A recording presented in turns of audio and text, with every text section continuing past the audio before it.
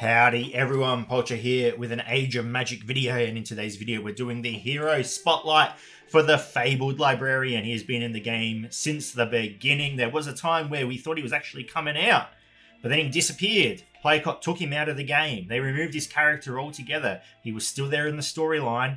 He was still there in Valley of Treasure, I think it is.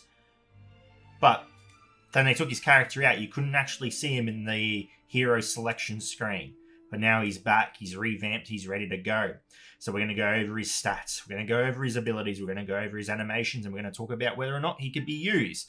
I have gone over his abilities briefly, and they look interesting, getting some Irizit vibes from him, but the light version of Irizit.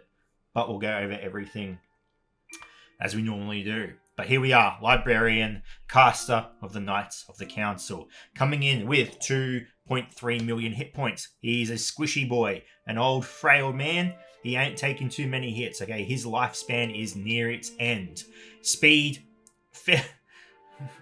counterproductive to what I said, 245. He's obviously still got a bit of bite to him. Armor, 22k. Magic damage resistance, 280k.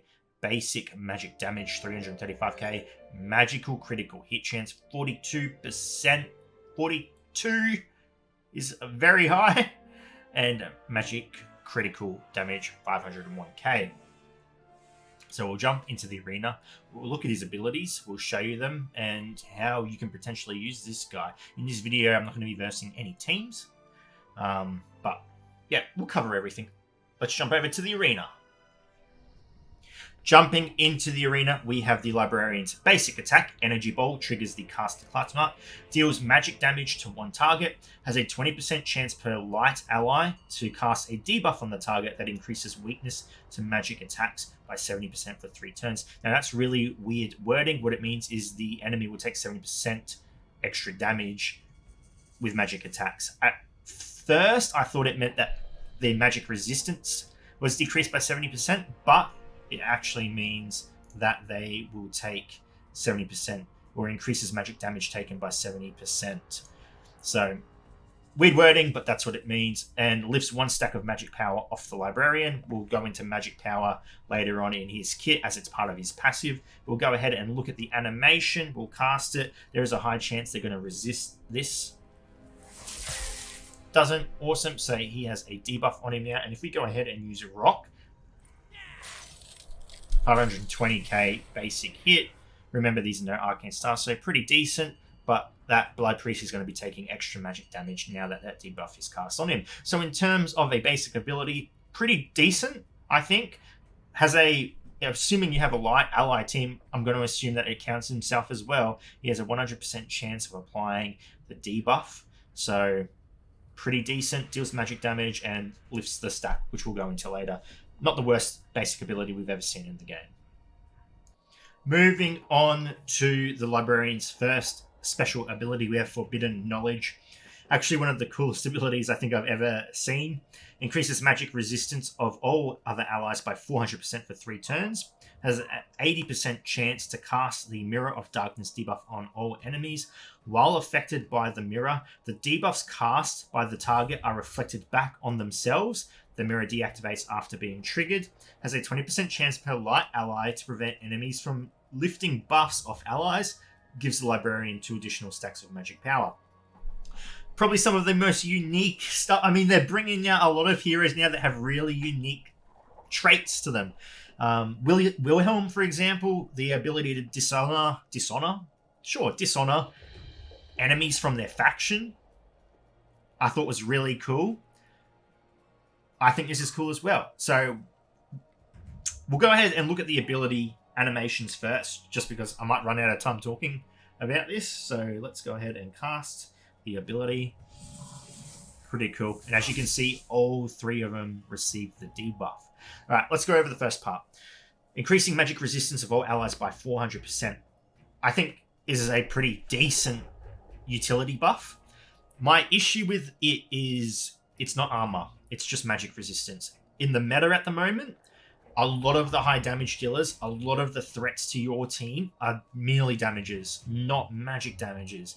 Chrome, Lascari, Guitar, Dexar, Morrigan I think is melee damage, or is she weird like Roynar? I don't think Roynar is melee damage. I'm just going off the top of my head. I haven't looked into them properly for a long time, but I think Morrigan is melee damage since she is the melee damager. So yeah, but let's focus on Chrome and Qatar. These two characters, huge damage, very quick. This would have been a really good opportunity to negate that really strong force of damage really quickly in the battle. It also would have been cool to see maybe Siegfried getting some extra utility from this. So maybe 400% magic and armor for Siegfried, seeing as for people that haven't played with Siegfried for a long time, Siegfried starts the battle with his taunt activated. So the enemy's instantly going to be attacking him. It would be cool to see him just be super buffed by Librarian. That. The second one has an 80% chance to cast the Mirror of Darkness debuff on all enemies. As you can see, we hit all enemies. Now, this has an 80% chance to either hit everyone or a 20% chance to miss everyone. It's not dictated by every hero. It's not calculated for every single hero. It's just hit as a whole or missed as a whole. Now, my little tweak I would have liked to have seen to this part is make it a 100% chance, but make it that you can only hit one enemy. You're making that decision. Hey, I can use this ability. It's going to hit one character. It's going to be a 100% hit. Who am I going to target? Who's going to apply those debuffs to me? Other than that, I think it's a really unique part of the ability. To be able to deflect debuffs is huge. I can't think off the top of my head anyone who is huge on debuffs at the moment.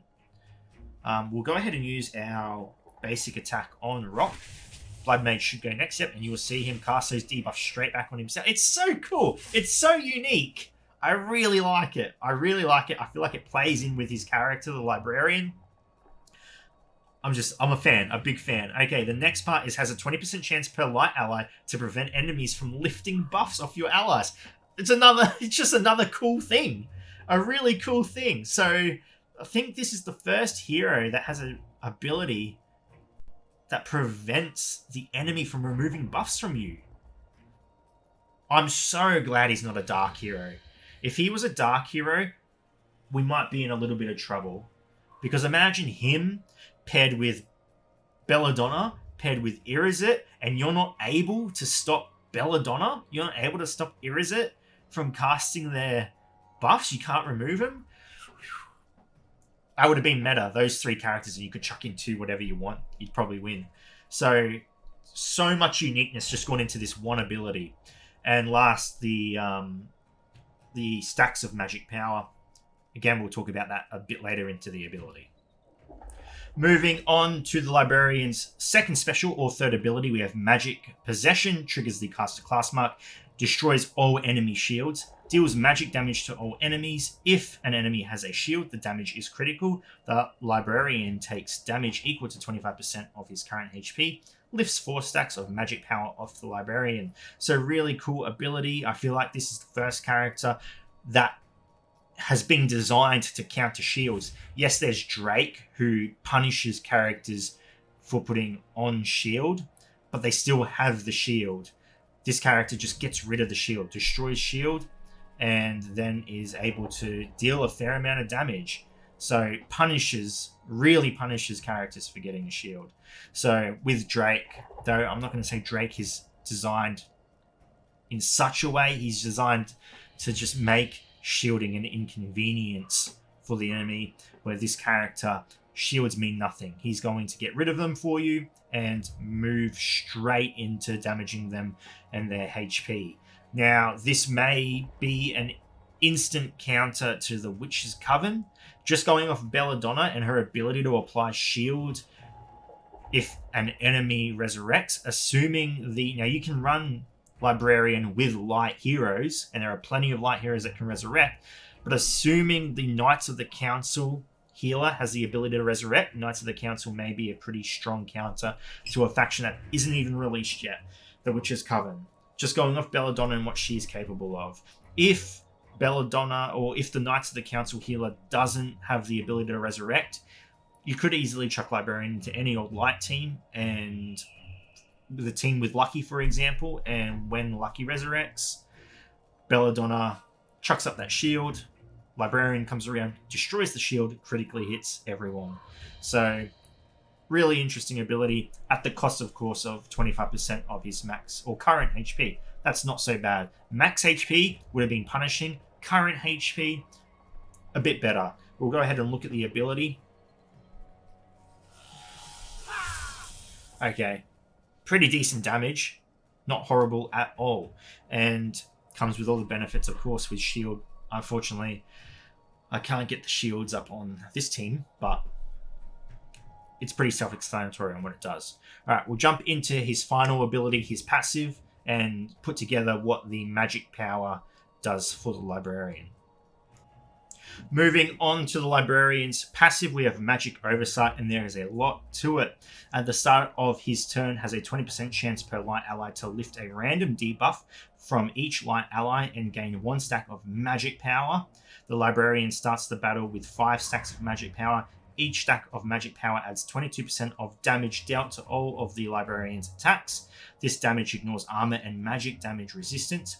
If the amount of magic power exceeds 10, then it drops to 0, and everyone on the battlefield takes magic damage and that ignores magic resistance. Light characters take half the damage. Every time someone else uses a magical ability, the Librarian gains 1 stack of magic power. Each time the Librarian receives magic damage, all light allies increase magic damage dealt in their next attack by 100%. So there's a lot. It all moves around the Librarian's magic power stacks. He can get rid of them through his abilities. He gains them through the use of magic in general. So we'll go ahead and test out some stuff. Okay, so we're going to go ahead and use... We've got 7 stacks at the moment. I'm just going to use my basic attack. Blood Emperor will... Just going to use my... Not bad. Okay, we've got debuffs cast on some of my characters. So what we're going to do is we're going to wait for the Librarian's turn to come around. And I want to see... So he goes to 10 stacks. Okay. So, is a basic attack giving him a stack? No. Is that because he's at 10? No. Let's use my shield. When the Librarian's turn comes around, 10 stacks removed, deals damage to everyone, which triggers the support by Vol. Okay. Alright, let's go ahead and use my basic. Gets rid of 1 stat. Ball comes through. Alright, now I want to pay more attention and see if... Alright, we're going to use a basic attack. Is that giving him a stack? It's not.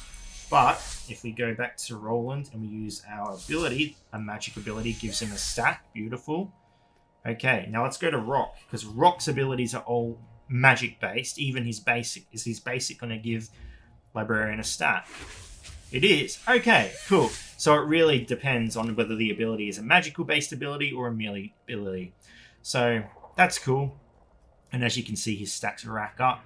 And yeah, he's a bit of a time bomb. You get those stacks of 10, he's just dishing out a lot of damage. 10 stacks. Now, it'd be interesting to see if the amount of magic power exceeds 10, it drops to 0, and everyone on the battlefield takes magic damage that ignores magic like characters. You see, now, the only issue I'm having with this is if it removes the magic stacks and then deals the damage, is he losing that 220% bonus magic power from the 10 stacks? That's the only thing I'm curious about. Because each stack gives him 22% of damage dealt to all Librarian's attacks, but he's removing the stacks, then he's dealing the damage. So that's just the one thing I'm not sure about. But he has an inbuilt debuff remover as well. I think this is the first non-leader character that can remove debuffs so easily. You've got Dracona, and you've got Wukong. Very interesting. He's quite, on paper, he's quite a powerful hero. He has a decent amount of utility, support utility. He has decent damage. He is interesting enough that he potentially could make a Magic team relevant. I'd want to say it'd be interesting to see him with Soothsayer, but Soothsayer is dark, and dark characters obviously decrease his usefulness. I want to say by a fair bit, but you could run him with 4 light and the Soothsayer. That would be a very interesting combination. I mean, any chance to make Soothsayer relevant again. Each time Librarian receives magic damage on a light area. Yeah, it's this last bit as well. Each time the Librarian receives magic damage, all light allies increase damage dealt in their next attack by 100%. That's another... That's a bit disappointing. Because like I said before, the meta right now is based more around melee than it is mage. Like, just trying to think of mage characters that... or casters that really stick out. You've got Arcane.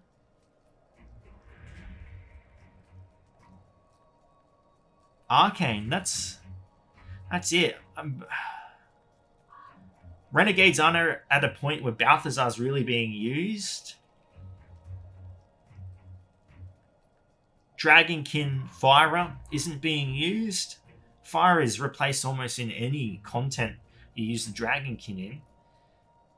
You've got your Beastmen, which, has rock, but I feel like Beastmen have just fallen off a lot lately. I know they're still a good team, a lot of people use them, but in terms of like the top meta, they're not competing with, the Orcs. Orcs, really. Though, in saying that, it'd be interesting. I feel like this may be decent against the Orcs, just because Arcane's, whatever the ability is called, the debuff is that she casts on everyone. If this can remove that, then that's pretty decent. So he's a very good character in terms of what he offers, but it's just getting the right team to fight against. I feel like he's been built for Witch's Coven. I just feel like he's been built for Witch's Coven. Overall, I like the hero. I think there's a lot of uniqueness to him. I think he has the potential to be able to offer a lot to a light side team, which is really good. We've been seeing a lot of power to the dark heroes at the moment. Overall, I like him. I really hope people, or even myself, find a way to use him because, he's such a cool hero. Anyway, ladies and gentlemen, thank you so much for watching. If you have any questions, feel free to leave a comment below. I will answer to the best of my ability. And wherever you're on the world, until next time, please take care of yourself.